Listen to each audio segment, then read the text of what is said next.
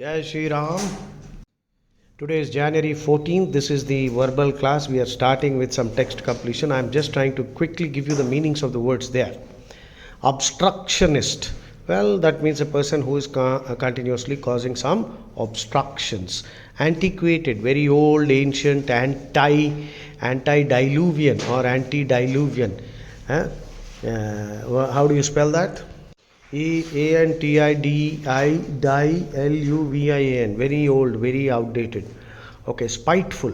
Spite means malice, ill will, malice. Malice ante kaksha, kopamu. Wishing harm. Spiteful means expressing anger and wishing harm. Very spiteful. Okay. So spite means rancor, rancor, rancor, ill will, malice, wishing him. నువ్వు చచ్చిపోగాక నీకేదో ఇట్లా శాపాలు పెడుతూ ఉండడం అనమాట. స్పైట్ఫుల్ utterances అంటే అటువంటివి.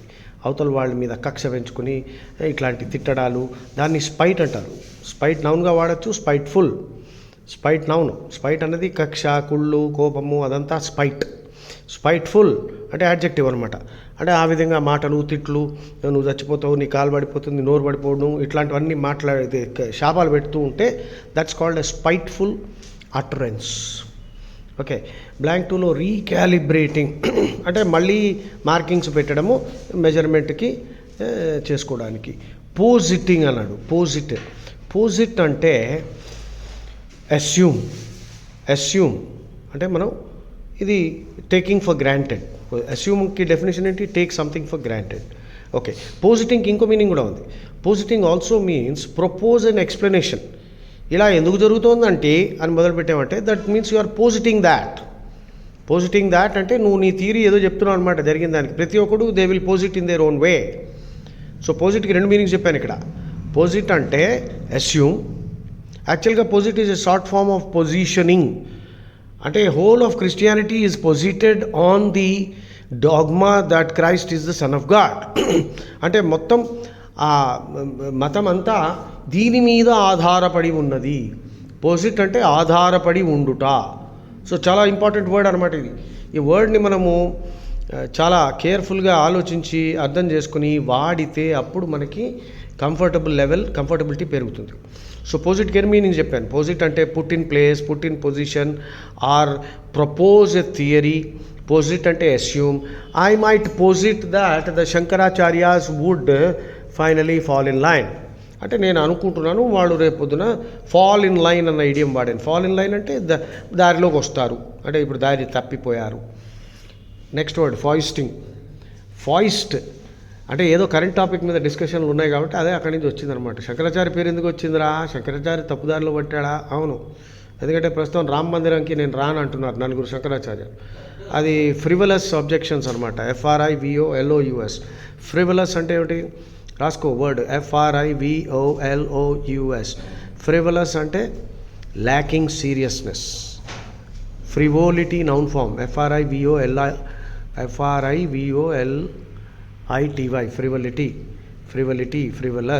ఫ్రివలస్నెస్. లెవిటీ, దానికి ఇంకో synonym is LEVITY. Levity. This is not an occasion for levity. అంటే హాస్యముకి, దిస్ ఈజ్ జోక్ చేయడానికి కాదు టైము. లెవిటీ, ఫ్రివలిటీ, ఫ్రివలస్నెస్. దానికి ఆపోజిట్, ఈ మూడు వర్డ్స్కి ఆపోజిట్ ఏమిటి? గ్రావిటీ. GRAVITY. గ్రావిటీ అంటే seriousness. It's a grave situation అంటే serious situation. Please understand the gravity of the situation. అంటే దీని యొక్క సీరియస్నెస్ని నువ్వు అర్థం చేసుకో. సో ఒక వర్డ్ నేను మాట్లాడుతున్నప్పుడు చూడండి, ధ్యానంగా వినండి. GREని మనం బాగా స్కోర్ చేయగలగాలంటే చాలా వొకాబులరీ కావాలి. దీనికి తపస్సు చేయాల్సిందే, తప్పదు. Okay. Next word foisting. FOIST. Foist అంటే మనం తెలుగులో అంటగట్టడము. అంటే ఒక పనికిరాని వస్తువుని చాలా మంచిది, మళ్ళీ దొరకదు, ఇప్పుడే కొనుక్కో, ఇవన్నీ చెప్పి సేల్స్మెన్ మనకి అంటగడతాడు. దాన్ని ఇంగ్లీష్లో ఎలా అంటావు? He foisted this product on మీ.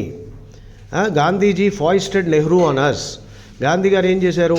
నెహ్రూ గారు ఎలక్షన్ ఓడిపోయారు. ప్రైమ్ మినిస్టర్ పోస్ట్కి 15 మంది ఓట్లు వేస్తే అందులో 13 ఓట్లు సర్దార్ వల్లభాయ్ పటేల్కి పడితే 1 ఓటు నెహ్రూకు పడింది. కానీ నెహ్రూని PM చేశారు ఎవరు? గాంధీ గారు. ఎందుకంటే సర్దార్ పటేల్ని మీరు రిజైన్ చేయండి, నా మనిషి PM కావాలి అన్నాడు. అంటే ఏం చేశారు గాంధీ గారు? అన్డెమోక్రాటిక్గా నెహ్రూని మనకి అంటగట్టారు. ఇప్పుడు నేను ఇంగ్లీష్లో సెంటెన్స్ ఎలా చెప్తాను చూడండి. మహాత్మా గాంధీజీ ఫాయిస్టెడ్ నెహ్రూ ఆన్ అస్, మన మీద. ప్రిపోజిషన్ ఏంటి? ఆన్. సో నేను ఎక్స్ప్లెయిన్ చేస్తున్నప్పుడు, ఎగ్జాంపుల్ ఇస్తున్నప్పుడు చాలా శ్రద్ధతో విని మీరు గమనించండి ప్రిపోజిషన్ ఏం పడుతోంది. ఫాయిస్టింగ్ ఆన్ అంటే అంటగట్టడము. దానికి ఇంకో సినోనిమ్ ఉంది, ఫాబ్ ఆఫ్. FOBOFF. FOB అన్న ఒక word, OFF. To fob off. To fob off my old car. He fobbed off his old car on me. అంటే వాడు ఒక పాత డొక్కు కార్ని, చాలా మంచిది, సింగిల్ యూజు, నేనేం ఎక్కువ వాడలేదు, కొనుక్కో అని చెప్పి నాకు అంటగట్టాడు. నేను అది చెత్త కార్ అని తర్వాత తెలుసుకున్నా. So foisted on, to foist on, fob on అంటే రెండింటికి మీనింగ్ ఏంటి? Pass on a substandard item or a poor quality shoddy item as if it is a good one. So ఇప్పుడు ఫాయిస్ట్ అన్న వర్డ్ అర్థం చేసుకోవడానికి నువ్వు ఇంత శ్రద్ధతో వింటే అప్పుడు నీకు ఈ వర్డ్ అర్థమవుతుంది. నెక్స్ట్ ఇప్పుడు చదువుతున్నాం. In recent times the practice of filibustering, underline చేయి. ఫిలీబస్టరింగ్ అంటే పార్లమెంట్లో వెరీ లెందీ స్పీచ్ ఇవ్వడం. పార్లమెంట్లో లెజిస్లేషన్ పాస్ అయ్యేటప్పుడు అపోజిషన్ పార్టీలు ఒక్కప్పుడు ఏం చేస్తాయంటే ఆ లాని బ్లాక్ చేయడానికి ఒకడెవడో లేచి 10 గంటలు మాట్లాడతాడు. అప్పటికి జనాలకి ఇంట్రెస్ట్ పోతుంది, మిగిలిన పార్లమెంటేరియన్స్ నిద్రపోతారు, ఏం చేయాలో అర్థం కాదు. లాని మళ్ళీ అడ్జార్న్ చేస్తారు, పార్లమెంట్ని అడ్జార్న్ చేస్తారు, పోస్ట్పోన్ అయిపోతుంది. సో ఫిలిబస్టరింగ్ అన్నది ఒక పొలిటికల్ టాక్టిక్ అనమాట. ఫిలిబస్టరింగ్కి మీనింగ్ ఏంటి? A very long and lengthy speech. The objective of which is to delay legislation, block legislation. Legislation అంటే ఏమిటి? Passing a law. Okay, so ఫిలిబస్టరింగ్కి మీనింగ్ మళ్ళీ చెప్తున్నా.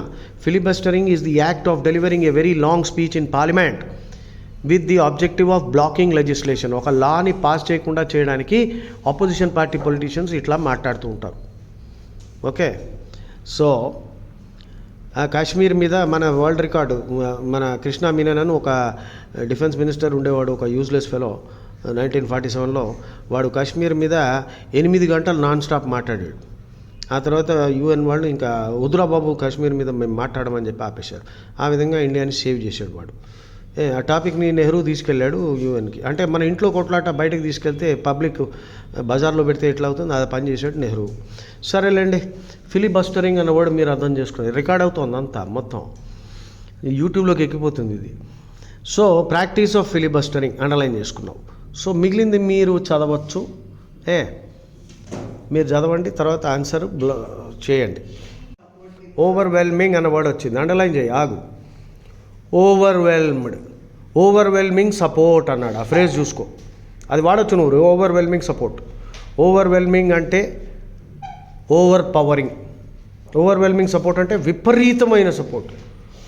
నువ్వు 10 ఓట్లు పడతాయంటే 1000 ఓట్లు పడ్డాయి, అది ఓవర్వెల్మింగ్ సపోర్ట్. తర్వాత టు బీ ఓవర్వెల్మ్డ్ అంటే ఓవర్ పవర్డ్. సపోజ్ మనము ఎవరి దగ్గర ఏదో గెస్ట్గా వెళ్ళాము, వాళ్ళు మనకి ఎంత సత్కారం చేశారంటే అప్పుడు మనం ఇంగ్లీష్లో ఎలా అంటాం? I'm overwhelmed by your hospitality. Hospitality అంటే కర్టసీ. సో మీ ఆతిథ్యము, మీరు చేసిన సత్కారముతోటి నేను చాలా అయ్యాను, ఓవర్వెల్మ్ అయ్యాను. తెలుగులో ఎగ్జాక్ట్ వర్డ్ నాకు ఇప్పుడు రావట్లేదు. So overwhelmed. Okay, India overwhelmed Australia అంటే ఇండియా ఆస్ట్రేలియాని ఓడిచ్చేసింది. సో ఓవర్వెల్మ్ అంటే ఓవర్ పవర్. ఆ వర్డ్ గుర్తుపెట్టుకో. ఓవర్వెల్మ్కి ఒక విధంగా ఆపోజిట్ ఉంది, అండర్వెల్మ్ కూడా ఉంది. చాలా ఇంపార్టెంట్ వర్డ్, GREలో వచ్చింది ఒకసారి. UNDERWHELM. అండర్వెల్మ్కి మీనింగ్ ఏంటంటే ఫెయిల్ టు బీ ఇంప్రెస్డ్. అంటే హనుమంతుడు ముందర కుప్పిగెంతులు వేస్తే హనుమంతుడు విల్ నాట్ బీ ఇంప్రెస్డ్. ఎందుకంటే ఆయన గెంతులు వేసాడంటే అప్పుడు ప్యాంటు తడిచిపోవాలి. అందుకని అండర్వెల్మ్డ్. ఐఎమ్ అండర్వెల్మ్డ్ బై యువర్ పర్ఫార్మెన్స్ అన్నానంటే నువ్వు ఏదో చాలా చేసావనుకుని చాలా గొప్ప పొగడ్తో దొరుకుతుందేమో అని అనుకున్నావు, నేనేం లైట్గా తీసుకున్నా. అండర్వెల్మ్డ్ అంటే ఫెయిల్ టు బీ ఇంప్రెస్డ్. రాసుకున్నారా ప్లీజ్? సో అక్కడ లాస్ట్ లైన్లో నందలెస్ అన్న వర్డ్ వచ్చింది. నందలెస్ అంటే అయినప్పటికీ కూడా. నందలెస్ అంటే ఇన్ స్పైట్ ఆఫ్ అయినప్పటికీ కూడా. ఈ వర్డ్స్ని ట్రాన్సిషనల్ వర్డ్స్ అంటారు, సిమాంటిక్ మార్కర్స్ అంటారు. ఇవి క్లూస్ అనమాట. ఇలా జరిగింది, అలా జరిగింది, అయినప్పటికీ కూడా ట్విస్ట్ పెట్టాడు. Okay, now continue please. అక్కడ ఇంకో ఫ్రేజ్ వచ్చింది, కమ్ అండర్ స్క్రూటినీ. స్క్రూటినీ అంటే examination. To come under scrutiny అంటే to be subjected to an investigation. To scrutinize a document, SCRUTINIZE. To scrutinize a document అంటే ఎగ్జామిన్ వెరీ కేర్ఫుల్లీ. ఆ document అథెంటిక్కా కాదా. నిన్న వెట్టింగ్ అన్న వర్డ్ వచ్చింది, VET. వెట్టింగ్ అంటే కూడా స్క్రూటినైజింగ్ ది ఒథెంటిసిటీ. స్క్రూటినైజింగ్ అంటే ఎగ్జామినింగ్ వెరీ వెరీ కేర్ఫుల్లీ, చాలా జాగ్రత్తగా క్షుణ్ణంగా పరీక్ష చేయడము. సో ఇప్పుడు ఈ సెంటెన్స్ ఏంటి? In recent times the practice of filibustering by which one party can effectively block the passage of any legislation that does not have overwhelming support in the Senate has come under scrutiny. అంటే ఈ recent టైమ్స్లో ఈ ఫిలిబస్టరింగ్ అన్నది వాడబడుతుంది. ఎందుకు? ఒక party ఒక లాని black చేయడానికి ప్రయత్నిస్తుంది చూడండి. ఎటువంటి దాన్ని? సెనేట్లో ఆ లాకి సపోర్ట్ ఎక్కువ లేదు, కానీ రూలింగ్ పార్టీ అది ప్రపోజల్ పెట్టినప్పుడు ఆ సపోర్టు లేని ఒక లాని బ్లాక్ చేయడానికి ఫిలిబస్టరింగ్ చేస్తూ ఉంటారు. దాని పట్ల రీసెంట్ టైంలో దాన్ని ఇన్వెస్టిగేట్ చేయాలి అన్న ఒక డిసిషన్కి వచ్చారు. అంటే ఈ పద్ధతి బాలేదు అని అన్నట్టు ఇండైరెక్ట్గా చెప్తున్నాడు. మెనీ క్రిటిక్ అంటే ఎవడు? జడ్జ్. ఫిల్మ్ క్రిటిక్ అంటే ఫిల్మ్స్ని జడ్జ్ చేస్తాడు, ర్యాంకింగ్ ఇస్తాడు, స్టార్స్ ఇస్తాడు, 2 స్టార్స్ 3 స్టార్స్. Book critic. ఈ క్రిటిక్స్ చాలా ఇంపార్టెంట్. క్రిటిక్స్ మీద GRE ఎస్ఏ టాపిక్స్ ఉన్నాయి. ఫర్ ఎగ్జాంపుల్ ఒక ఎస్ఏ టాపిక్ ఇలా ఉంది, it is the artist not the critic who gives society something of lasting value. రాసుకో. ఇష్యూ టాపిక్ చెప్తున్నా. అంటే ఈ మనం వర్క్ చేస్తూ ఉంటే నేను ఏదో ఇష్యూ టాపిక్ వచ్చింది గుర్తొచ్చింది చెప్పేస్తూ ఉంటాను, రేపు పొద్దున అదే టాపిక్ మీద రాయాల్సి వస్తుంది నీకు. It is the artist, not the critic, who gives society something of lasting value. It is the artist, not the critic, who gives society something of lasting value. అంటే ఏంటి? తెలుగులో అనువాదిస్తే సెంటెన్స్ ఏంటి? ఆర్టిస్టు క్రిటిక్ కాదు, సమాజానికి ఒక చిరస్థాయిగా లేక అనంతకాలానికి విలువ ఉండే ఒక వస్తువో ఒక సేవనో ఎవడు అందించగలుగుతాడు అంటే ఆర్టిస్ట్ అందిస్తాడు, క్రిటిక్ కాదు. అది టాపిక్. దాని మీద నువ్వు ఎస్ఏ రాయాల్సి వస్తుంది. ఇక్కడ మన క్రిటిక్ అన్న వర్డ్కి మనం డెఫినేషన్ ఏంటి? జడ్జ్. అంటే హైకోర్టులో వాడు అపాయింట్ అయిన జడ్జి వాడు వేరే. ఇది బుక్ క్రిటిక్ ఉండొచ్చు. బుక్ క్రిటిక్ రోజుకి వేలలో సంఖ్యల్లో బుక్కులు రాసేస్తున్నారు. లీడర్షిప్ మీద రోజుకో 100 పుస్తకాలు ప్రపంచం మొత్తం, ఇంకా ఎక్కువే. మరి ఏ బుక్ చదవాలి? అప్పుడు ఆ బుక్ క్రిటిక్ చెప్తాడనమాట, ఈ బుక్లో ఇది ఉంది, బాగుంది, ఆ రివ్యూ చదివేవంటే నువ్వు చదవాలా వద్దా డిసిషన్ నువ్వు తీసుకోవచ్చు. Political critic. ఇప్పుడు పాలిటిక్స్ జరుగుతున్నాయి. ఇప్పుడు రామ్ మందిర్కి ఇప్పుడు శంకరాచార్యాలు నలుగురేమో మేము రామ్ అంటున్నారు, కాంగ్రెస్ పార్టీ మేము రామ్ అంటున్నారు, చాలామంది రామ్ అంటున్నారు. ఇందులో చాలామంది చాలా ఇన్ఫ్లుయెన్షియల్ పీపుల్ ఉన్నారు. They are opinion leaders. Opinion leader అంటే ఎవడు? A very powerful person who has great clout.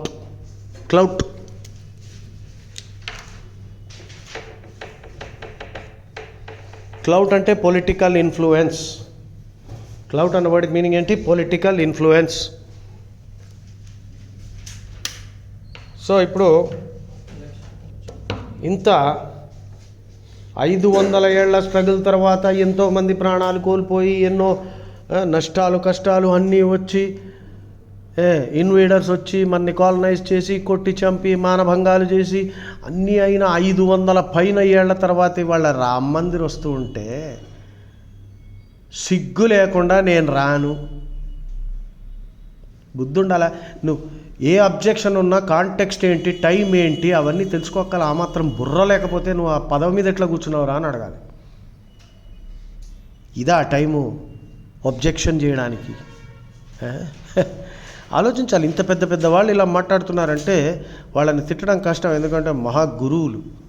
చీరేస్తాను నేనైతే ముందు కూర్చుంటే. సిగ్గుందా? నువ్వు ఏం గురువు? నువ్వు నీకు జ్ఞానం ఉండొచ్చేమో, కానీ ఇదేం దరిద్ర పాలిటిక్స్ స్టార్ట్ చేసావు ఇక్కడ. ఇప్పుడు ఇది నేనేం చేశాను? ఇప్పుడు నేను ఇలా మాట్లాడడం వలన ఒక విధంగా పొలిటికల్ క్రిటిక్గా అవతారం ఎత్తాను. ఇప్పుడు నేను ఇలా మాట్లాడడం వలన నీకు ఈ సబ్జెక్ట్ మీద కొంత అవగాహన వస్తుంది. అరే అవును, కరెక్టే కదా, ఏదేదో చెప్తున్నారు, ఇంకా గుడి మొత్తం కట్టేంత వరకు ప్రాణ ప్రతిష్ఠ చేయకూడదని. అరే ఎన్ని గుళ్ళు లేవురా బాయ్, గుడి విగ్రహం చుట్టూ పెరుగుతుంది, అంతేగాని విగ్రహం ఫస్ట్ విగ్రహం అంటే గుడి అంతా పూరి రెడీ అయిన తర్వాతే విగ్రహం పెట్టాలని ఎక్కడ లేదు. నువ్వు తమిళనాడులోకి వెళ్ళావంటే ఎన్ని గుళ్ళు ఉంటాయంటే ఎన్నో గుళ్ళు ఉన్నాయి, వేలకు. ఒక్క సిటీ కంచీపురంలో 2000 గుళ్ళు ఉన్నాయి. ఉలగాలంద పెరుమాళ్ అని ఒక గుడి ఉంది. నేను ఫస్ట్ టైం వెళ్ళినప్పుడు ఎంట్రన్స్ ఇంతే ఉంటుంది, విగ్రహం ఏమో 40 అడుగులు ఉంటుంది. దాన్ని చూడగానే ఇంత పెద్ద విగ్రహం ఈ తలుపులోంచి ఎట్లా దూరింది అంటే అర్థం ఏంటి? ఫస్ట్ విగ్రహం వచ్చింది, తలుపు తర్వాత వచ్చింది. ఆగమ శాస్త్రాలు కూడా చదివితే there is no rule that first మొత్తం రెడీ అయిన తర్వాతే పెట్టాలి. అరే రెడీ అయిందిరా, రేపు పొద్దున మళ్ళీ ఈ గవర్నమెంట్ ఉంటుందో ఉండకపోదో ఏం జరుగుతుందో. రాముడు వస్తున్నాడు రా, ఈ చెత్త అబ్జెక్షన్స్ అన్ని పెట్టి మళ్ళీ విభజించి మోడీ ఏమో స్పర్శ చేయకూడదు ఏంటి, మోడీ ఓబీసీ కాబట్టి విగ్రహాన్ని టచ్ చేయకూడదా? దరిద్రపు మాటలు ఇవన్నీ ఉండు. సో ఇక్కడ ఈ టాపిక్లో క్రిటిక్ అన్న వర్డ్ నుంచి నేను I'm trying to explain to you.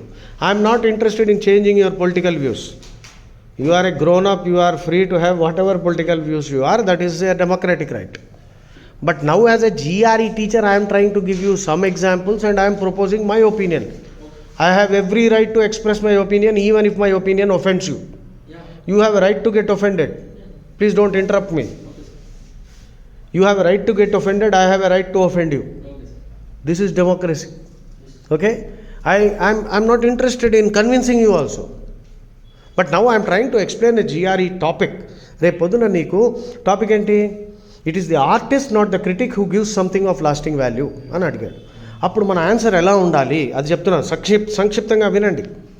ఇక్కడ టెక్స్ట్ కంప్లీషన్ నుంచి ఇందులోకి వచ్చాం, పర్వాలేదు, ఇలాగే ఉంటుంది. ఇలాగుంటేనే క్లాస్ ఇంట్రెస్టింగ్గా ఉంటుంది, డిగ్రెషన్స్ ఉండాలి. సో రేపు పొద్దున ఈ టాపిక్ ఎస్ఏ టాపిక్ పడింది. ద టాపిక్ ఈజ్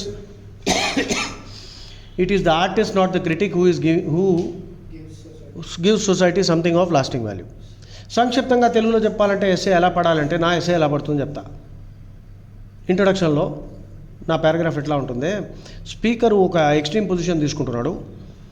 ఎందుకంటే ఆర్టిస్టే తప్ప క్రిటిక్స్ సమాజానికి ఒక పనికొచ్చేది, చిరస్థాయిగా విలువ ఉండేది ఇవ్వలేరు, ఆర్టిస్టే ఇస్తారు, క్రిటిక్స్ ఇవ్వలేరు అని అంటున్నాడు.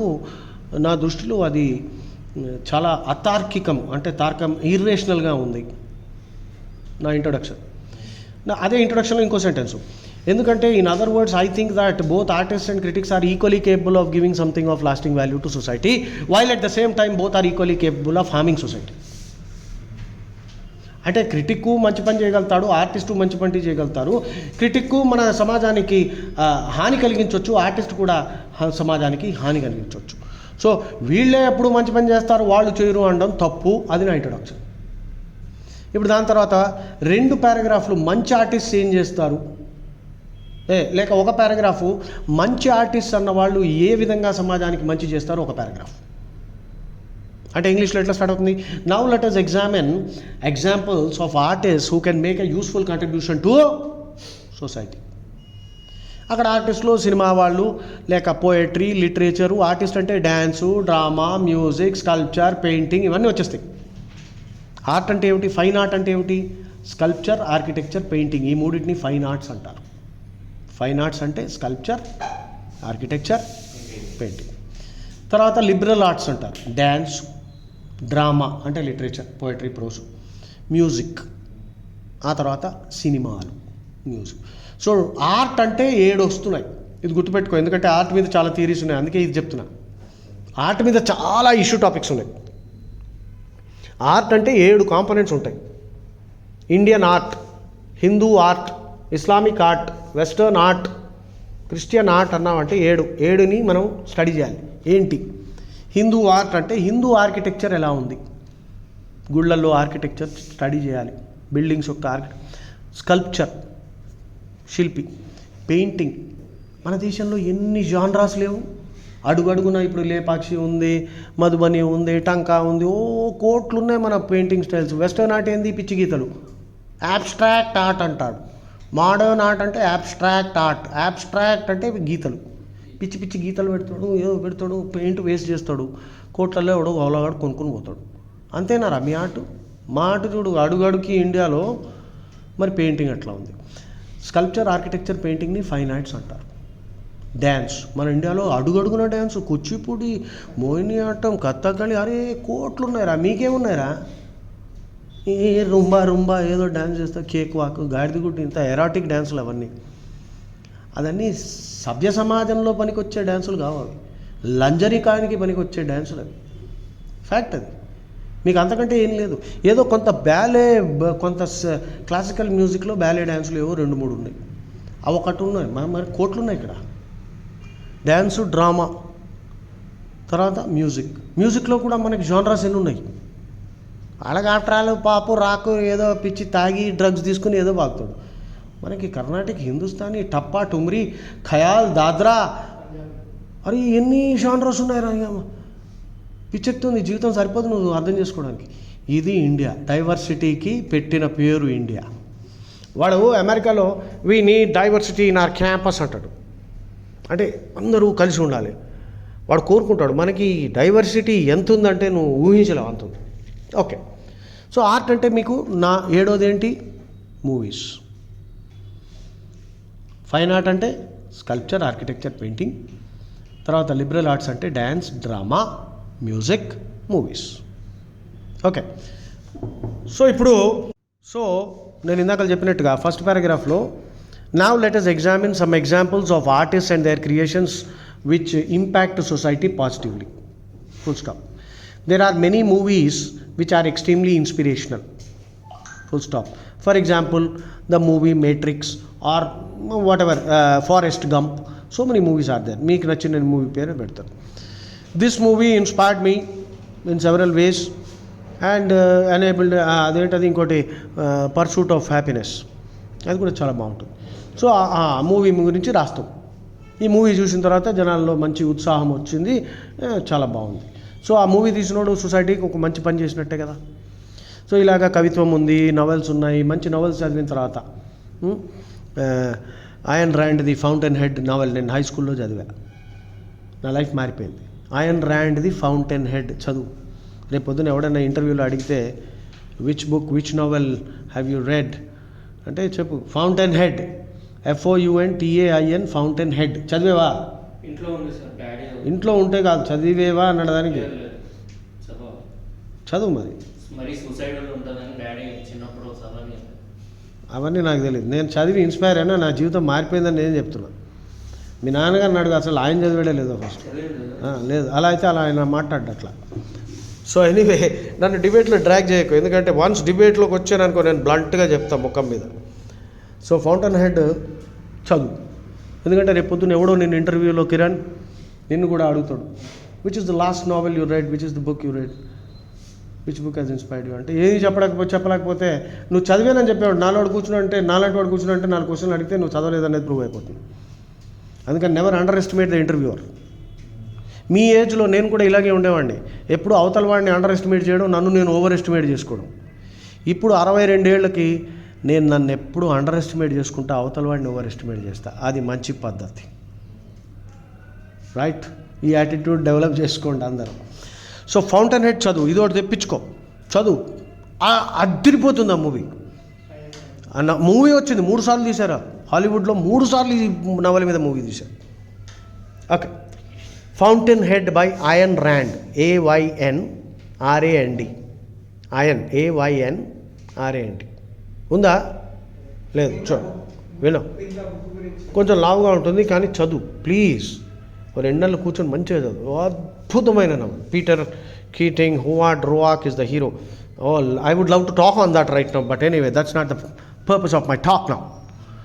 సో ఇప్పుడు దాని గురించి రాస్తా. ఒక పారాగ్రాఫ్ కాకపోతే 2 పారాగ్రాఫ్లు మంచి ఆర్టిస్ట్ ఏ విధంగా సమాజానికి మంచి చేస్తారు, ఇంకో పారాగ్రాఫ్లో చెత్త ఆర్టిస్ట్ బేకార్గాళ్ళు చెత్త సినిమాలు చేస్తారు, ఆ సినిమాల వల్ల సొసైటీలో సమాజంలో కాన్ఫ్లిక్ట్ పెరుగుతుంది, లేక అశ్లీలం పెరుగుతుంది, దొంగతనాలు, సినిమాలు చూసి బ్యాంక్ రాబరీలు చేసిన ఎన్నో ఎగ్జాంపుల్స్ ఉన్నాయి.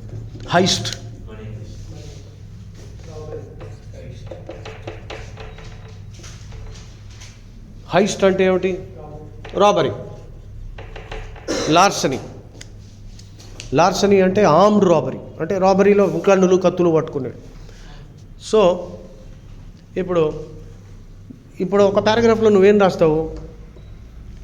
ఇటువంటి ఆర్టిస్ట్ ఉన్నారు, చెత్త పోయట్రీ, చెత్త నవల్స్, అశ్లీలము, క్రైము, మర్డర్, రేపు, బ్యాంక్ రాబరీలు ఎట్లా చేయాలి అవన్నీ చూసి జనాలు చెడిపోయి వీడియో గేమ్లు, అందులో మళ్ళీ అశ్లీలము, అవునా, వీడియో గేమ్లో పబ్జీలు అది ఏమేమో మర్డర్లు గేడర్లు చెత్త చెదారం అంతా చేస్తున్నారు. మరి ఇట్లాంటి ఆర్టిస్ట్ మంచోళ్ళ? పనికిరాని వాళ్ళు, చాలా డేంజరస్ ఆర్టిస్ట్ వీళ్ళు. తర్వాత నెక్స్ట్ పారాగ్రాఫ్లో now let us examine examples of critics who make a useful contribution to society. అంటే ఈ పారాగ్రాఫ్లో ఏం రాస్తావు? క్రిటిక్స్ మనకి ఏ విధంగా ఉపయోగపడుతున్నారు. For example, every day thousands of books, lakhs of books are written, and we all would like to read those books, but we don't have time to read all those books. So we must use our time very carefully, prudently, and therefore somebody has to help us to decide which book is worth reading. Full stop. Now this is where the book reviewer or the book critic comes to our assistance. So if you read newspapers and magazines, there will be many columns written by book critics who will write a small review on a book that has been recently written, a novel or whatever. After reading the reviews, then you can decide, okay, this looks like a good book, I can go and read that. Now for example, film critics. Every year in India, we produce more than 2,000 films. Hollywood annually produces less than 500. And we are now bombarded with films from Japan, Korean films, Japanese films, right? So at any given time, there are thousands of films which you can watch. So you are not sure which one to watch. What should you do? If you end up watching all of them, your life will be wasted. You can't do that. So now, unfortunately, some film critics are biased. They are tendentious.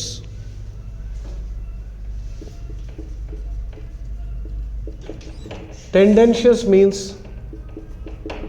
biased, which means showing partiality.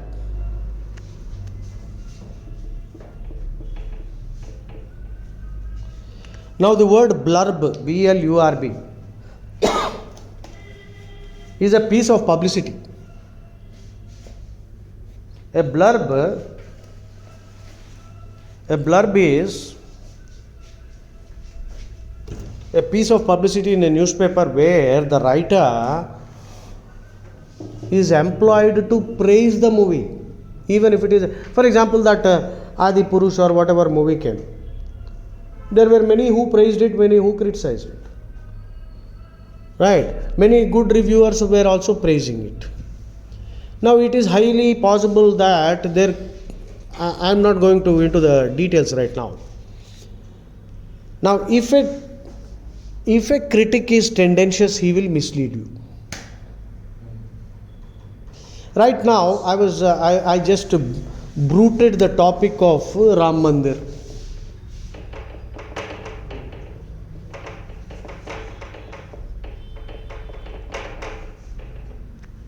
To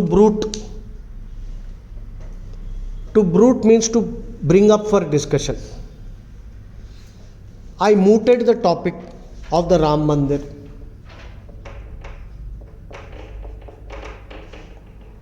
To moot means to bring up for discussion.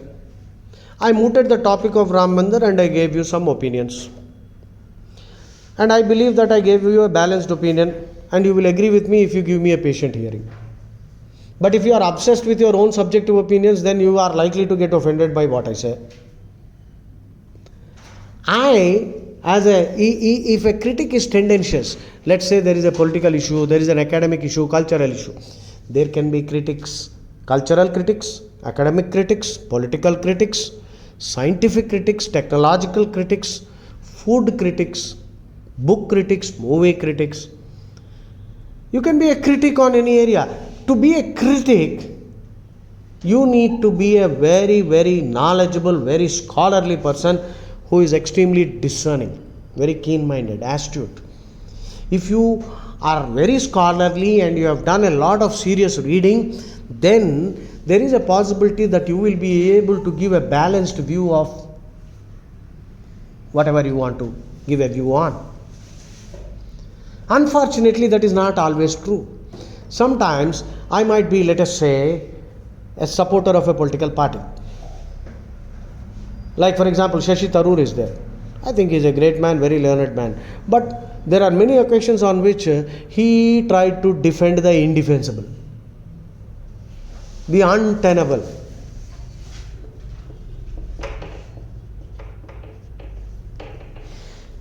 Untenable means cannot be defended. Tenable means can be defended. Now, as a result, I have a very poor opinion of Mr. Shashi Tharoor. I think he has wasted all his intelligence trying to defend something indefensible. నీ ఇంత తెలివితేటలు గొప్ప జ్ఞానం పిహెచ్డీలు ఎందుకన్నా కళ్ళ ముందర దారుణం జరుగుతుంటే దాన్ని కండెమ్ చేయలేకపోతే నీ చదువు ఎందుకు, నీ పోస్ట్ ఎందుకు? అవునా కదా? అదే నేను అంటున్నాను ఇక్కడ. సో ఇక్కడ ఒక పారాగ్రాఫ్ ఏం రాస్తామంటే పొలిటికల్ క్రిటిక్స్ ఉన్నాడండి. ఇప్పుడు ఎన్నో పొలిటికల్ ఇష్యూస్ జరుగుతుంటాయి ప్రతి నిమిషం. Everything is political, nothing is not political. Okay, politics అంటే పాలిటిక్స్ మీద GRESOs ఎన్నో ఉన్నాయి. We will discuss that later. Please remind me, because if you have to write a good essay, you should be clear on what you are saying. If you are not aware of what exactly is the meaning of the word politics, how can you write? Right? Unfortunately, this is a truth. Most of us think that we already know many things, while the truth is we are not very clear. And my job as a teacher and a trainer, I think my job is to make sure that you acquire that clarity. Right? Okay. So, in one paragraph we will talk about how an objective critic. Actually, a critic means a person who should be scholarly and he should be able to give you an objective and impartial view. And if he does that, it will be useful for you. Cultural critics are there. For example, there are so many cultural festivals and institutions. What is the meaning of the word institution?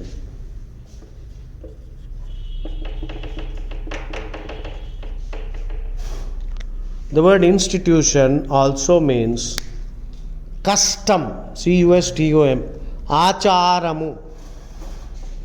Institutions of Hinduism అన్నామంటే హిందూ ఆచారాలు. I will deliver a small talk on institutions of Hinduism.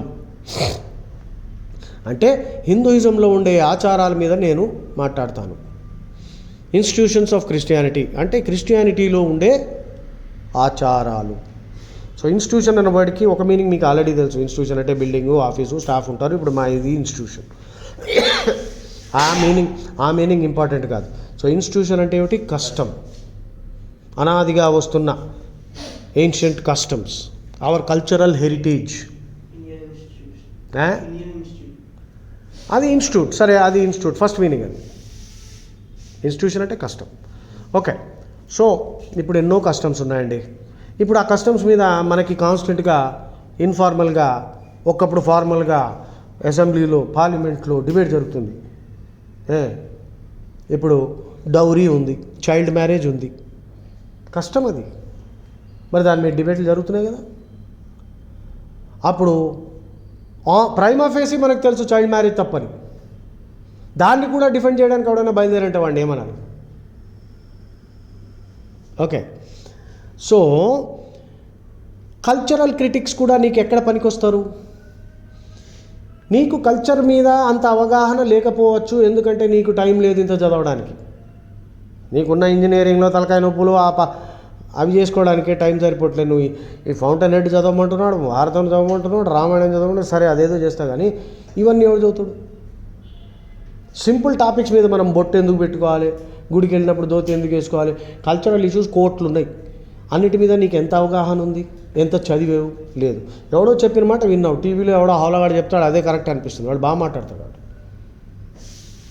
ఆడు ముహూర్తం అంటాడు, రంగు అంటాడు, ఈ టైంకి అటుపో అంటాడు, ఇటుపో అంటాడు. పొద్దున్నే మా ఇంట్లో చూస్తున్నాం కదా, అందరి ఇంట్లో ఇదే. ఆ టీవీలో అలా చూస్తుంటారు. ఆడు చెప్పేవాడిని ఒక లాచి కొడితే అప్పుడు దేశం బాగుపడుతుంది. నాకైతే అట్లా అనిపిస్తుంది. కృషి చేయండి రా అని భగవద్గీతలో శ్రీకృష్ణుడు చెప్తూ ఉంటే నువ్వేంద్రా ఈ చెత్తంతా ప్రమోట్ చేస్తున్నావు? అదే వింటున్నారు, అదే తింటున్నారు. టీవీ ఫాడర్ అంటారు దాన్ని.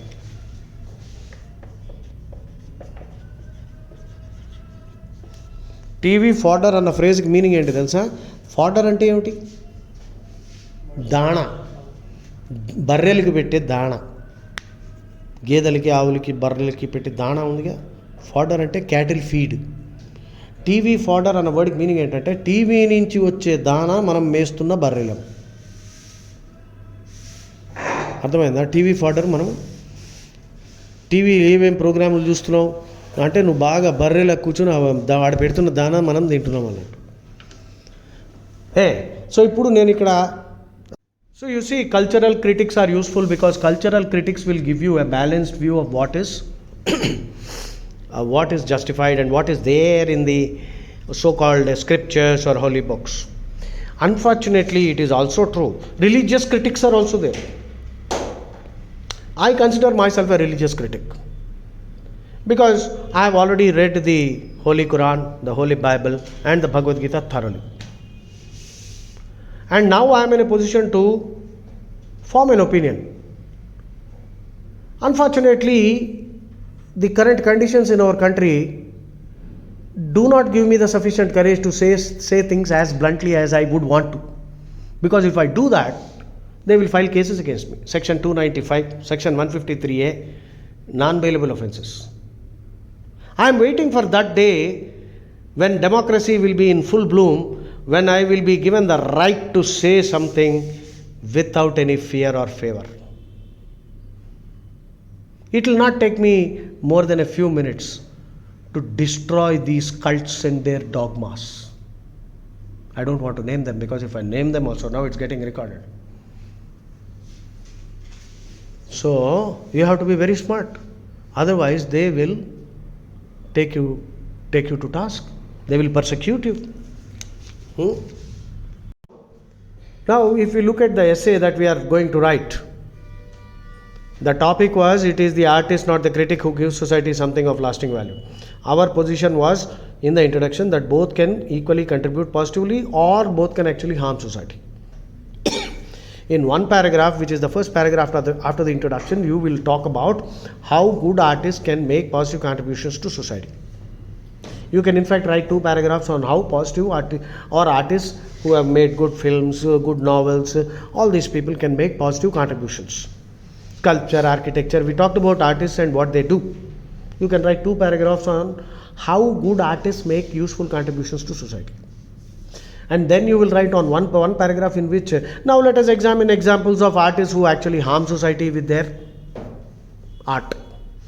You can talk about movies which have misled people, which have led people to commit crimes, or paintings or novels which have been banned because of the possibility of an adverse moral impact on society.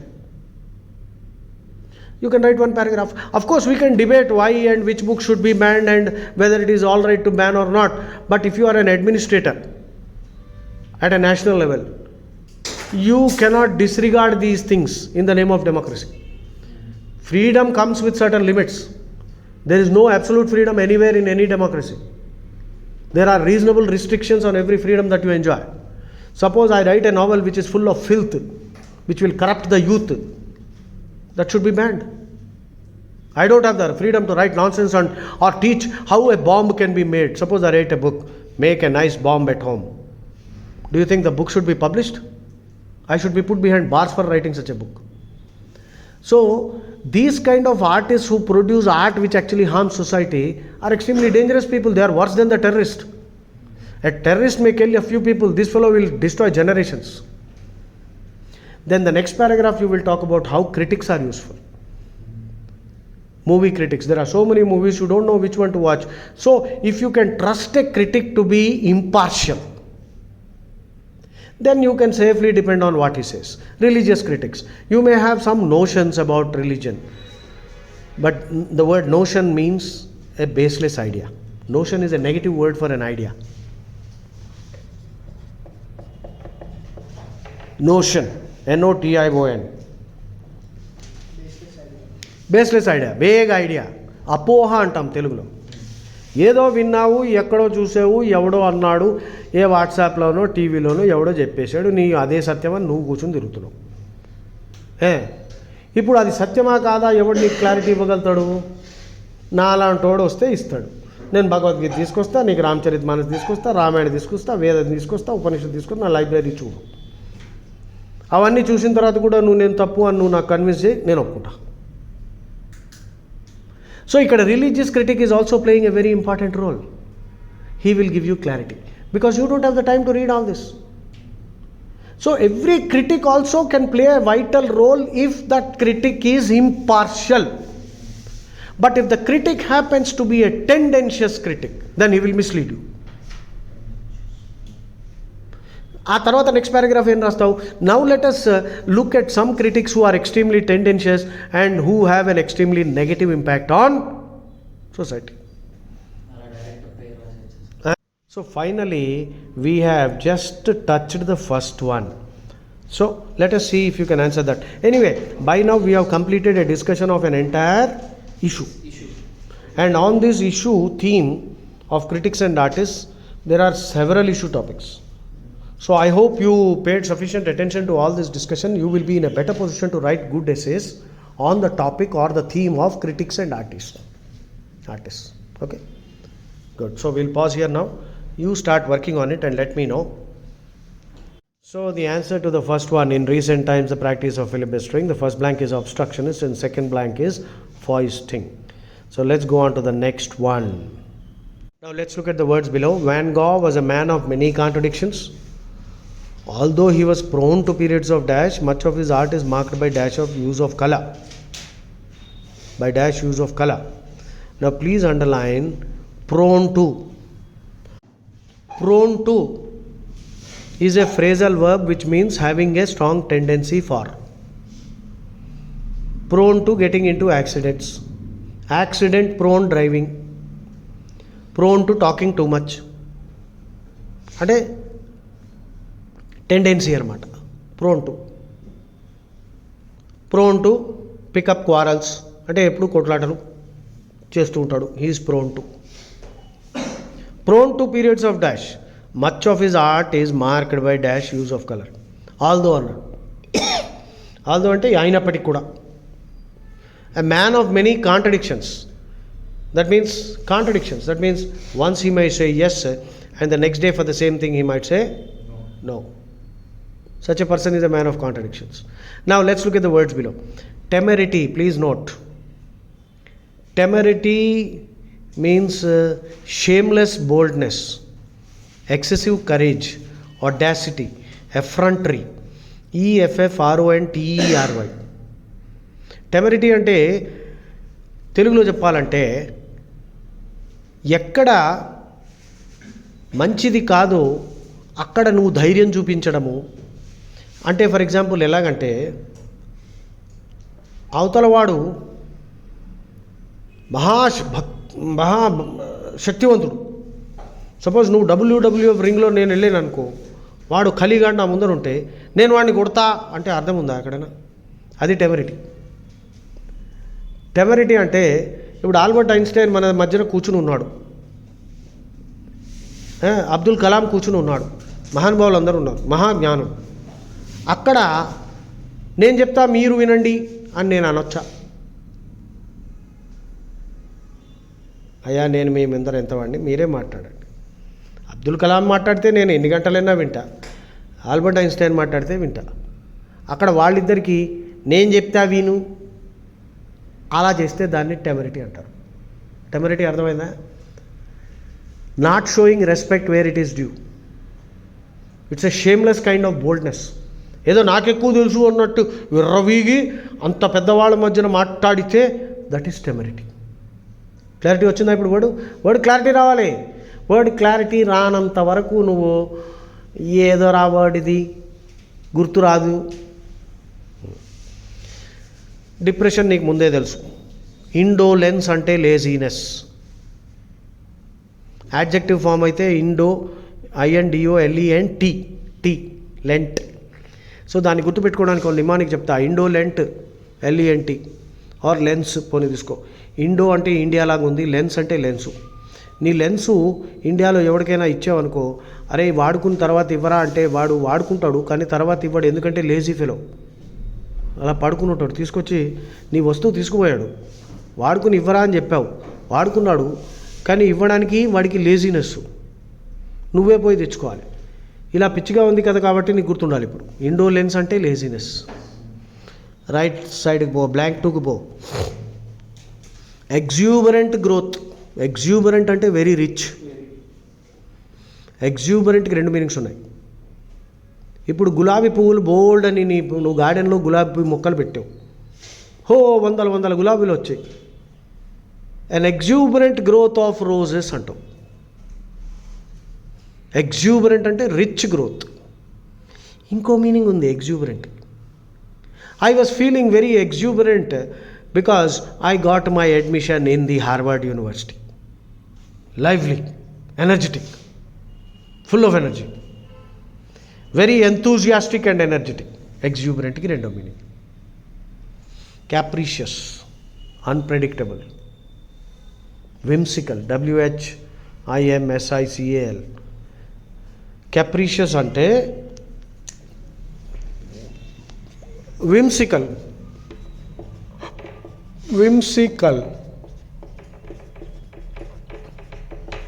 క్యాప్రైజ్, విమ్సీ. So క్యాప్రీషియస్ అంటే ఏమిటి?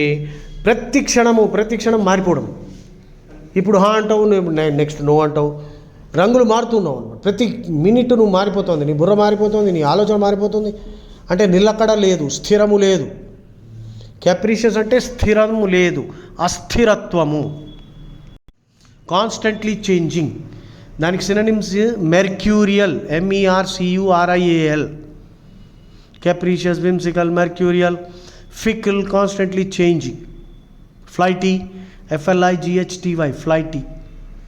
ఫ్లైటీ అంటే flight ఎక్కి వెళ్ళిపోవడం కాదు. Flighty అంటే కూడా constantly changing. Next mundane, MUNDA అని. మండేన్కి 2 మీనింగ్స్ ఉన్నాయి. మండేన్ అంటే రొటీన్ డ్యూటీస్, రోజువారీ పనులు. ఇంగ్లీష్లో ఇంకో వర్డ్ చోర్, CHORE.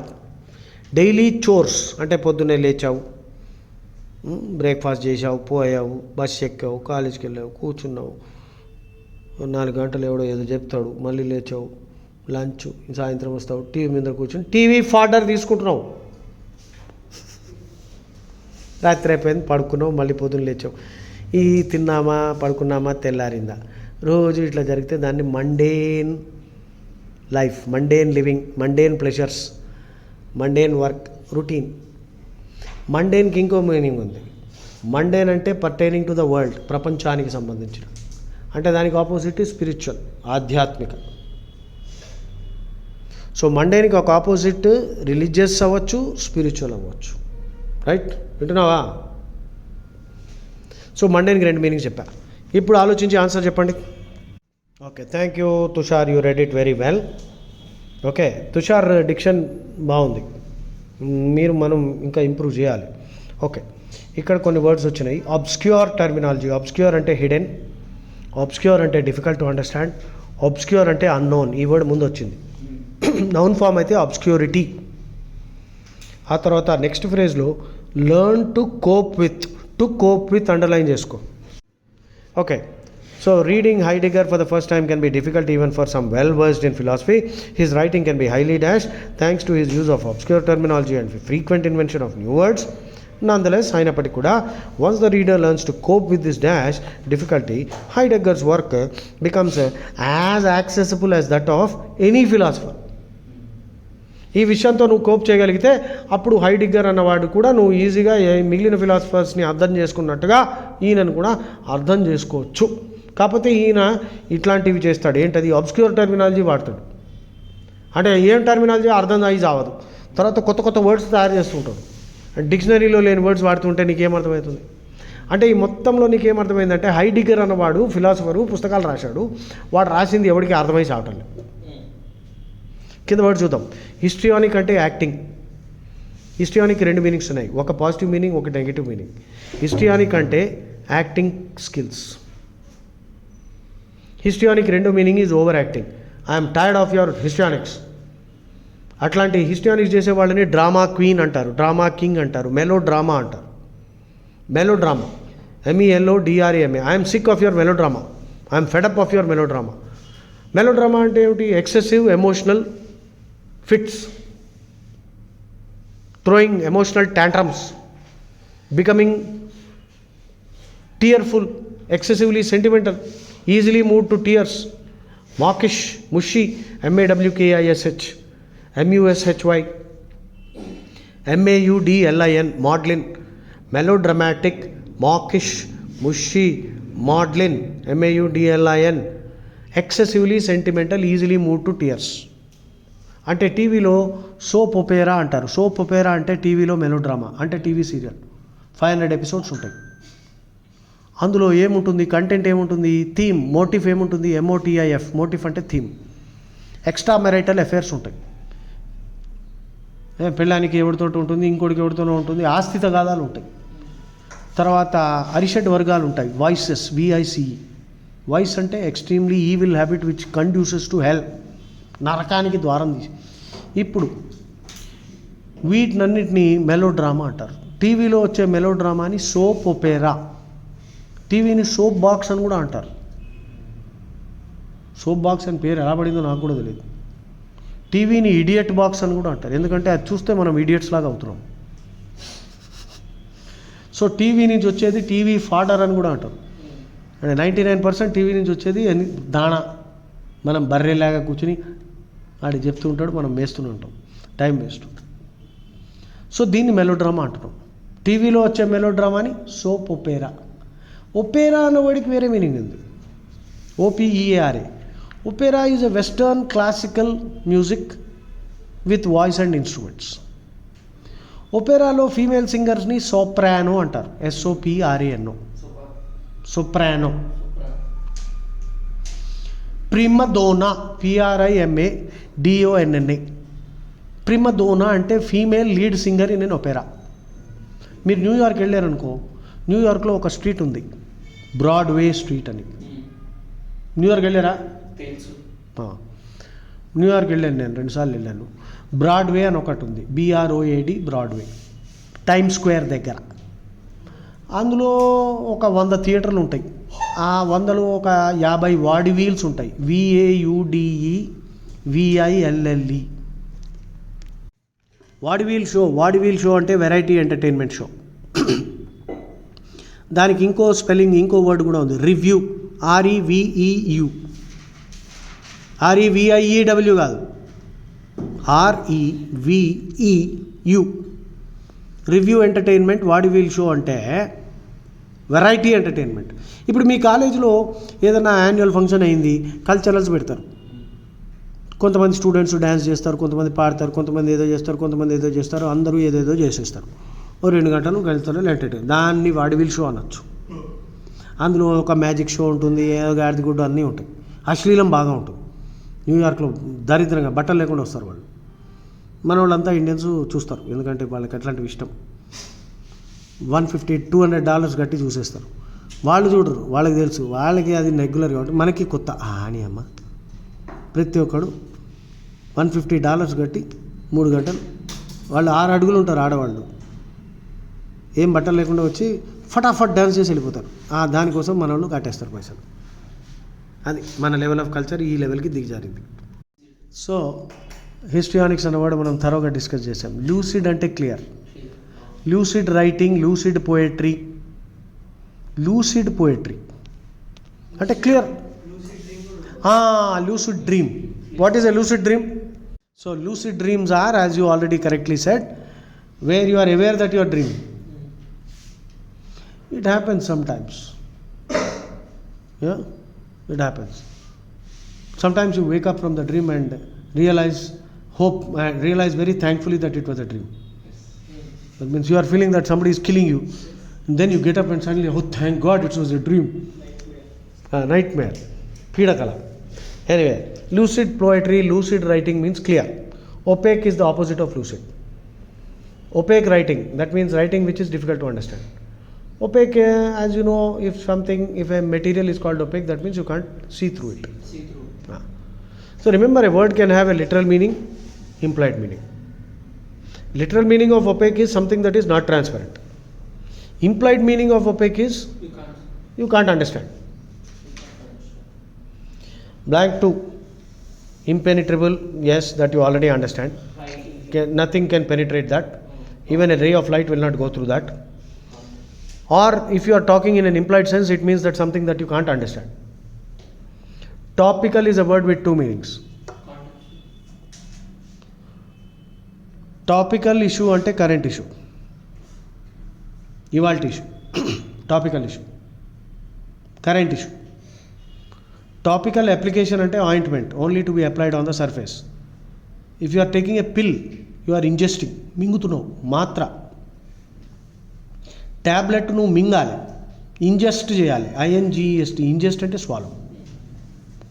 ఆయింట్మెంట్ మింగకూడదు, అది రాసుకోవాలి, అది టాపికల్. టాపికల్ అంటే to be applied on the surface. Topical issue అంటే కరెంట్ ఇష్యూ. ఆర్బిట్రరీ అంటే random. So the next one is the professor was renowned అంటే famous in the student community for his dash lectures. Many students finished his class with an abiding interest in the field. Abiding interest underline chesko. Abiding ante lasting for a long time. Abiding value. Abiding ki inko synonym enduring value, ENDURING. Enduring reputation, enduring fame, abiding fame.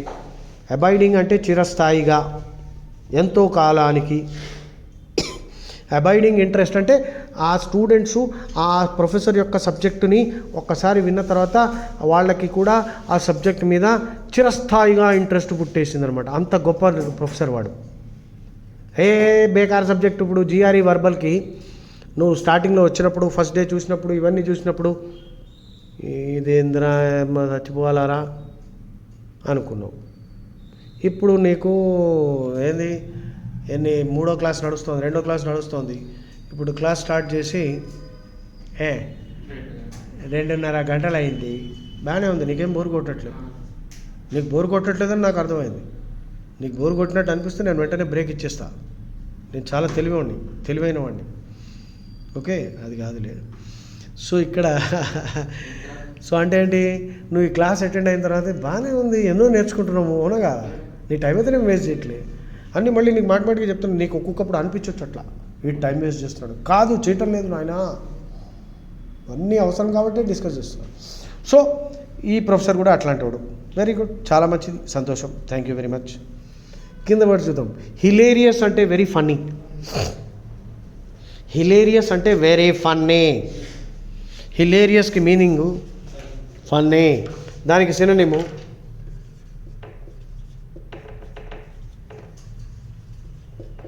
risible, droll. The audience was risible అంటే బాగా నవ్వుతున్నారు. A droll comedy, droll drama. Droll drama అంటే డ్రామాని హాస్యాస్పదమైన drama, హాస్య drama. డ్రాల్ అంటే funny, hilarious అంటే funny, రిజిబుల్ అంటే funny. ఎలా గుర్తుపెట్టుకుంటావు నీ ఇష్టం, నాకు తెలియదు. ఇవన్నీ వర్డ్స్ వస్తాయి. Entertaining. Enthralling next word. Enthralling అంటే ఏమిటి? Very interesting. థ్రాల్ అంటే క్యాప్టివేట్, అంటే లిటరల్గా మంత్రముగ్ధులైపోయారనమాట. అంటే వింటూ ఉంటే అలాగా చెవులో తేనె పోస్తున్నట్టుంది. దరిద్రంగా ఉంటుంది తేనె పోస్తే. అంటే కర్ణామృతం అంటారు. కృష్ణ కర్ణామృతం. బిల్వమంగళుడు అని ఒక ఆయన రాశాడు, చాలా బాగుంటుంది. అంటే కృష్ణుడి మీద పద్యాలు ఎలా ఉంటాయంటే నీకు చెవులో అమృతం పోస్తున్నట్టు ఉంటుందంట. చెవులో అమృతం పోస్తే కూడా ఎలా ఉంటుందో నాకు తాగడానికి ఉన్న ఐటమ్ని చెవులో పోస్తే ఎట్లా ఉంటుందండి అని పేరు అట్లా పెట్టారు. సో ఎంథ్రాలింగ్ అంటే captivating,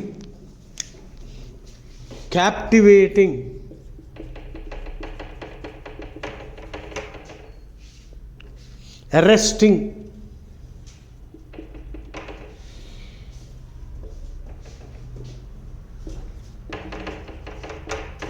an arresting sight, arresting beauty. Arresting అంటే extremely original and very attractive. నేను మొన్న అయోధ్యకి వెళ్ళాను. లాస్ట్ మంత్ అయోధ్యలో ఉన్నాను. దూరం నుంచే చూసా. It was an enthralling sight. అంటే అమ్మ ఇంత పెద్దదా, ఏదో పెద్దది అనుకున్నాం సినిమాలు పిక్చర్లు కూర్చో, అమ్మ టోటలీ gobsmacked.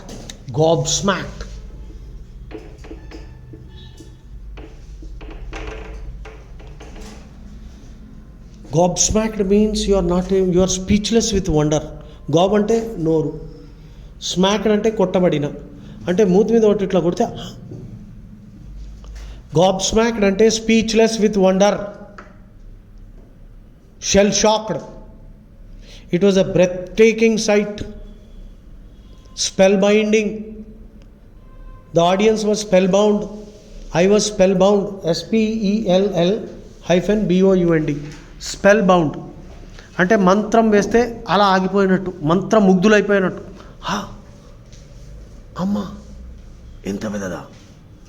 అయోధ్య మొన్న చూసినప్పుడు ఫస్ట్ గోపురం మీద ఒక దూరం నుంచి చూస్తున్నాను నేను, ఒక 50 మంది పని చేస్తున్నారు. మనుషులు చీమల్లాగా కనిపిస్తున్నారు అంటే అది ఎంత పెద్దగా ఉండాలి. దాని వెనకాతల గోపురం అయితే ఇంకా పెద్దది. నువ్వు ఇక్కడ ఉండే క్రేన్లు చూసుంటావు, పెద్ద కన్స్ట్రక్షన్లకి, హై రైజ్ అపార్ట్మెంట్కి క్రేన్లు ఉంటాయి. ఆ క్రేన్లకి 10 రెట్లు పెద్ద క్రేన్లు ఉన్నది అక్కడ. అప్పుడు అది ఎంత పెద్దది. అమ్మ బాబు ఇది రామ మందిరం కాదురా బాబు, మొత్తం అయోధ్య శ్రీరామచంద్రుడు దిగి వచ్చేస్తున్నాడు ఇక్కడికి. ఆ రేంజ్లో ఉంది అది. క్యాప్టివేటింగ్, ఎంథ్రాలింగ్. థ్రాల్డమ్ అంటే స్లేవరీ, THRALLDOM, థ్రాల్డమ్. చూసుకోండి ఎన్ని రిలేటెడ్ వర్డ్స్ వస్తూనే ఉంటాయి. Thraldom, held in thrall. The audience was held in thrall when Ustad Rashid Khan sings. మొన్న పోయినాడు పాప, ఆయన 55 ఏళ్ళకే చనిపోయినాడు. ఉస్తాద్ రాషిద్ ఖాన్ అని హిందుస్థానీ క్లాసికల్ సింగర్. మీకు సినిమాల్లో आओगे जब तुम वो साजना విన్నావా పాట? अंगना फूल खिलेंगे जब वी मेट, ఆ సినిమాలో వస్తుంది ఆ పాట. आओगे जब तुम साजना, అది ఈయన పాడాడు, ఉస్తాద్ రాషిద్ ఖాన్. మొన్ననే చనిపోయినాడు పాపం, ప్రాస్టేట్ క్యాన్సర్ వచ్చి చచ్చిపోయాడు. 55-year-old man. ఆయన గొప్ప కృష్ణ భక్తుడు, ముస్లిం. కృష్ణ భజన పాడతాడు, రేంజ్లో పాడతాడు, మొత్తం తన్మయమే. And he will hold the audience in థ్రాల్.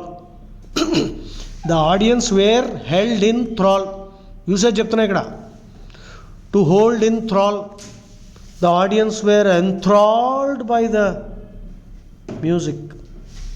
అది ఎంథ్రాల్డ్ అంటే అర్థమైందా? మంత్రముగ్ధులైపోయారు అంటే speechless with wonder, captivated. Next word maudlin. ఇందాక మెలో డ్రామా అన్న వర్డ్ దగ్గర మాడ్లిన్ వచ్చింది.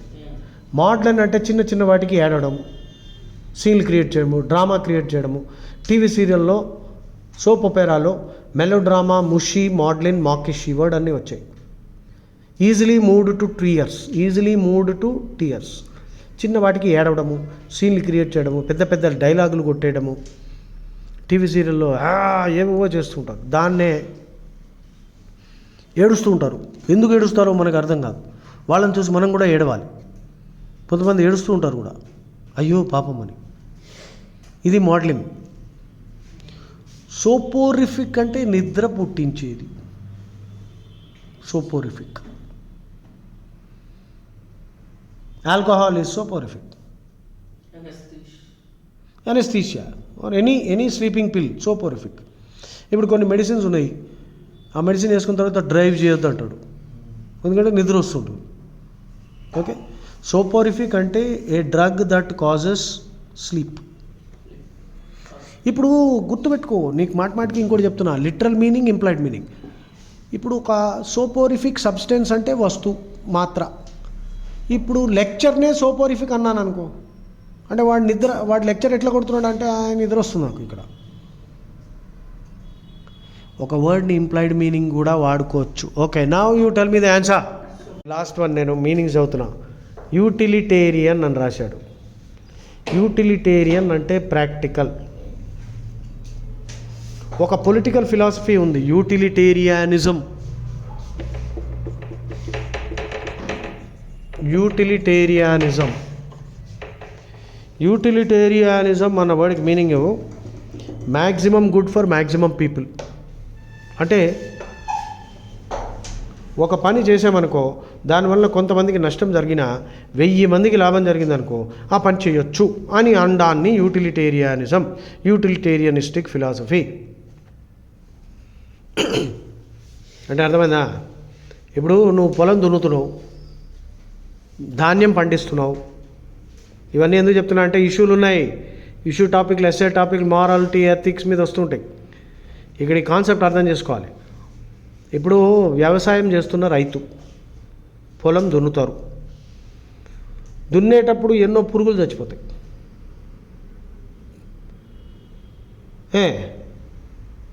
కానీ పంట పండితే లక్షలాది మందికి భోజనం పెడుతున్నాడు. అది యూటిలిటేరియానిజం ఇన్ యాక్షన్. అర్థమవుతుందా? ఇప్పుడు కొంతమంది ఉంటారు మూర్ఖపు ఫిలాసఫీ వాళ్ళ పేర్లు చెప్పను ఎందుకంటే బాధపడతారు. వాళ్ళు ఏమంటారంటే అస్సలు హింస అన్నది ఉండేకూడదని. హింస లేకుండా అసలు జీవితం జరగదు. అలా అయితే నువ్వు అన్నం తింటున్నావు, అన్నం పుట్టిందే హింసతోటి. నువ్వు ధాన్యము ఇంట్లో, అన్యము, వరి, అక్కడ వ్యవసాయం చేసే రైతు దున్నుతున్నాడు. దున్నప్పుడు పురుగులు చస్తాయి. అయ్యో పురుగు చచ్చిపోతుంది అని అంటే నువ్వు అన్నం దొరకదు. అందుకని హింస లేకుండా నీకు అన్నం కూడా దొరకదు. నువ్వు హింస చేయొద్దు అన్నావంటే నువ్వు చచ్చిపోవాలి. యాక్చువల్గా నువ్వు మందు వేసుకున్నావు అనుకో, మాత్ర వేసుకున్నావు అనుకో, నీ బాడీలో ఎన్నో మైక్రో ఆర్గానిజమ్స్ చచ్చిపోతాయి. యాంటీబయాటిక్ వేసుకున్నప్పుడు మంచి మైక్రో ఆర్గానిజమ్స్, చెడ్డవి ఉంటాయి, అన్నీ చచ్చిపోతాయి. బాడీలో నిరంతరం హింస జరుగుతూనే ఉంటుంది. మందు వేసుకుంటే ఇంకొంచెం హింస చేస్తావు.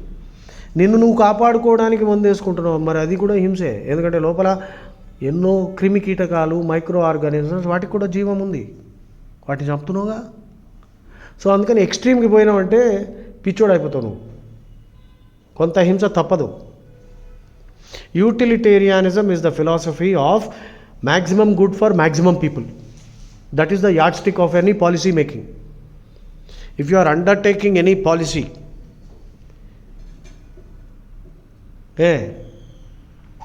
you can defend, let us say the government wants to defend its liquor policy. Everywhere they are opening liquor shops. The government will say, we are getting lot of revenue. With that revenue, we are laying roads. We are building so many infrastructure projects. Therefore, some people may drink to death. Some families may suffer. But the revenue collected is good for the society as a whole. ఇలా నేను వాదిస్తే I'm taking a యూటిలిటేరియానిజం perspective. అర్థమైందా ఇప్పుడు philosophy? కానీ అది లోపం ఉంది, అందులో తప్పు ఉంది. ఒక్కప్పుడు బహుశా నడుస్తుందేమో. సో బెనిఫిషియంట్ అంటే good, having a good effect. Nefarious అన్న వర్డ్కి meaning is evil. Nefarious, sinister, nefandous, evil designs. కక్షపూరితమైన, అవతల వాడికి నష్టము, నాశనము, హాని కలిగించడానికి ఉద్దేశంతో చేసిన పని నెఫేరియస్. నెఫేరియస్ అర్థమైందా? నెఫేరియస్ అంటే అవతల వాళ్ళని క్షోభ పెట్టి, కష్టపెట్టి, నష్టపెట్టి అలాంటి చేయడం, that is nefarious. Blank 2 scion, C silent అక్కడ, స్కయాన్ కాదు అది, సయాన్. సయాన్ అంటే ఒక గొప్ప రాజు యొక్క కొడుకు. గొప్ప వంశంలో పుట్టినవాడు, ఒక పెడిగ్రీడ్ ఫ్యామిలీలో పుట్టినవాడు.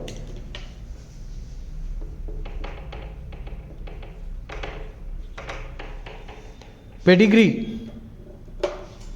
అంటే నీకు వెంటనే డాగ్ ఫుడ్ గుర్తు రావచ్చు. పెడిగ్రీ అంటే డాగ్ ఫుడ్ కాదు. పెడిగ్రీ అంటే వాడు పెట్టుకున్నాడు వాడి పేరు, సరే. పెడిగ్రీ అంటే డిసెంట్ ఫ్రమ్ ఏ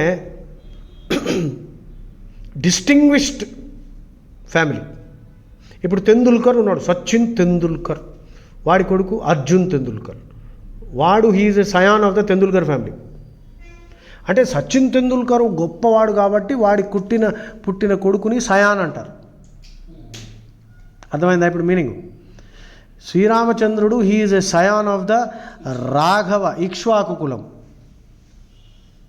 ఇక్ష్వాకు అన్నవాడు మను యొక్క కొడుకు, పెద్ద కొడుకు. మను బ్రహ్మదేవుడు కొడుకు. సో ఇక్ష్వాకు మను యొక్క కొడుకు.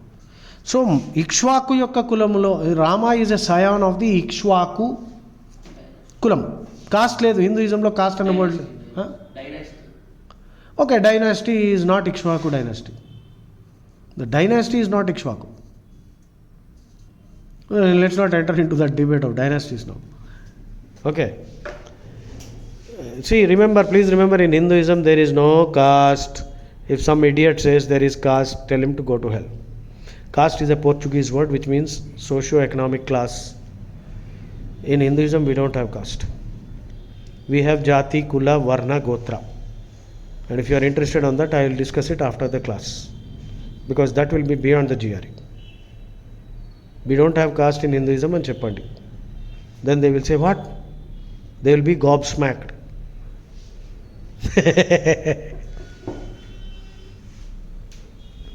Okay, so sinister, nefandous, evil. Okay, next, Sayan ante descendant of a distinguished family. Pedigree antene of a distinguished descent. ఇప్పుడు మా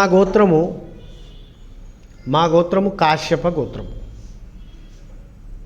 కొన్ని ఋషులు, ఇప్పుడు మనందరం హిందువులందరం ఋషి సంతతే.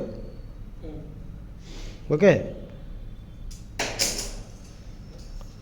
ఎవరు తక్కువ ఎక్కువ అస్సలు కాదు, ఎందుకంటే అందరం ఋషులకు పుట్టిన వాళ్ళమే. ఓకే, కాకపోతే అందులో ఋషుల్లో కొంతమంది తెందుల్కర్లు కూడా ఉన్నారు. రాహుల్ ద్రావిడ్ ఉన్నాడు, గంగూలీ ఉన్నాడు, విరాట్ కోహ్లీ ఉన్నాడు, రోహిత్ శర్మ ఉన్నాడు, జడేజా కూడా ఉన్నాడు. కానీ ఎక్కడ జడేజా ఎక్కడ రోహిత్ శర్మ తేడా ఉందా లేదా? లేదండి అంటే ఉంది బాబు, శాలరీలో కూడా తేడా ఉంది, వాడికి వీడికి తేడా ఉంది. అంటే అలా అని చెప్పి వీడేమైనా తక్కువ అనాలా అంటే యాక్చువల్గా తక్కువే.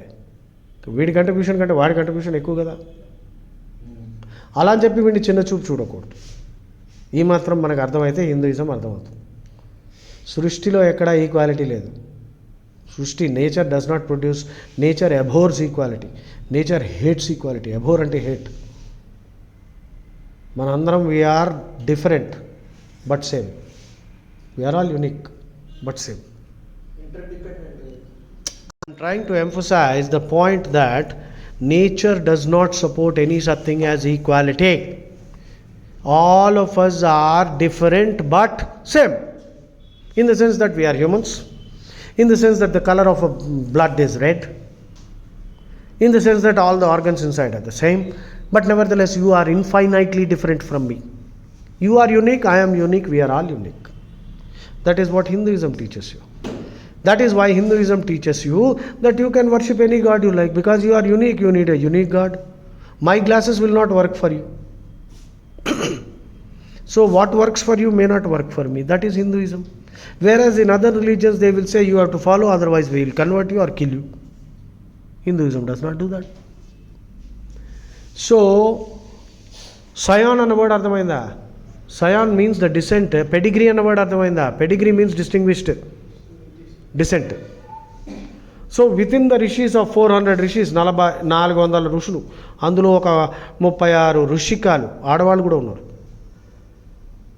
మనందరం వాళ్ళకి పుట్టిన సంతతి. అప్పుడు ఎవడు ఎక్కువ ఎవడు తక్కువ ఎట్లయిందిరా? వేదంలో ఎక్కడ కాస్ట్ లేదు. మరి ఈ వర్డ్ ఎందుకు తీసుకొచ్చారా? ఇంగ్లీష్ వాడు తీసుకొచ్చాడు, మన మూర్ఖులు అది యాక్సెప్ట్ చేశారు. ఇప్పుడు మనం వర్డ్ కాస్ట్ మా కాస్ట్ మీ కాస్ట్ ఏంటండి మాట్లాడుకుంటున్నాం అవలగాళ్ళ లెక్క. ఆ లేనిది విషయం గురించి ఉన్నట్టు మనం మాట్లాడుకుంటే తప్పు మందా, ఇంగ్లీష్ వాడదా? తప్పు మంది. కాస్ట్ లేదు ఇక్కడ. జాతి, కుల, వర్ణ, గోత్ర ఉన్నాయి. అవి చాలా సైంటిఫిక్ కాన్సెప్ట్స్, తర్వాత డిస్కస్ చేద్దాం. సయాన్ అర్థమైంది. ప్రిడీసెసర్ అంటే ముందు వచ్చినవాడు, ఫోర్ రన్నర్. ఇన్కంబెంట్ అంటే కరెంట్లీ హోల్డింగ్ ఆఫీస్.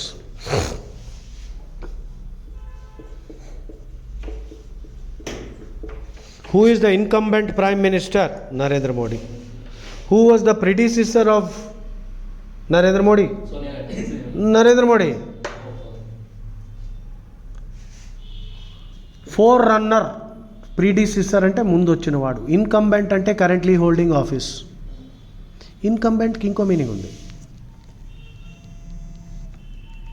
ఇన్కంబెంట్ అంటే moral duty. It is incumbent on us to respect our parents. It is incumbent on us to salute the national flag. So predecessor ante forerunner, incumbent ante currently in office. Prelate అన్న word వచ్చింది, PRELATE. ప్రీలేట్ అంటే high church official, చర్చ్లో పెద్ద పదవి, pastor, పెద్ద pastor. Okay, ప్రీలేట్ అంటే high church official, చర్చ్లో పెద్ద పాస్టర్, బిషప్. బ్లాంక్ 3. డీబంక్ అంటే ఎక్స్పోజ్ యాజ్ ఫాల్స్. డీబంక్ అంటే తప్పు అని నిరూపించడం, లేక పనికి రాదు అని ఎక్స్పోజ్ చేయడం. ఓకే. కర్రాబరేట్ అంటే కన్ఫర్మ్. డీబంక్కి ఆపోజిట్ కర్రాబరేట్ అంటే confirm as true, increase the certainty. Repudiate అంటే రిజెక్ట్.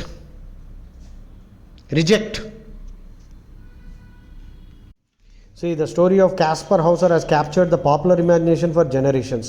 అంటే ఎన్నో జనరేషన్ అంటే 25 years. జనరేషన్ గ్యాప్ అంటే ఏమిటి? 25 years. మీకు నాకు జనరేషన్ గ్యాప్ ఉంది అంటే 25 years పైనే ఉంది. అదే 2 generations ఉంది అంటే ఏమిటి? నీ థింకింగ్ వేరేగా ఉంటుంది, నా థింకింగ్ వేరేగా ఉంటాయి. So generation gap. So for generations Kaspar Hauser అన్న వాడి మీద స్టోరీ రాశారు. అది ఎన్నో జనరేషన్స్కి చాలా ఇంట్రెస్టింగ్, క్యాప్చర్డ్ ది ఇమాజినేషన్, అంటే జనాలకి చాలా నచ్చింది.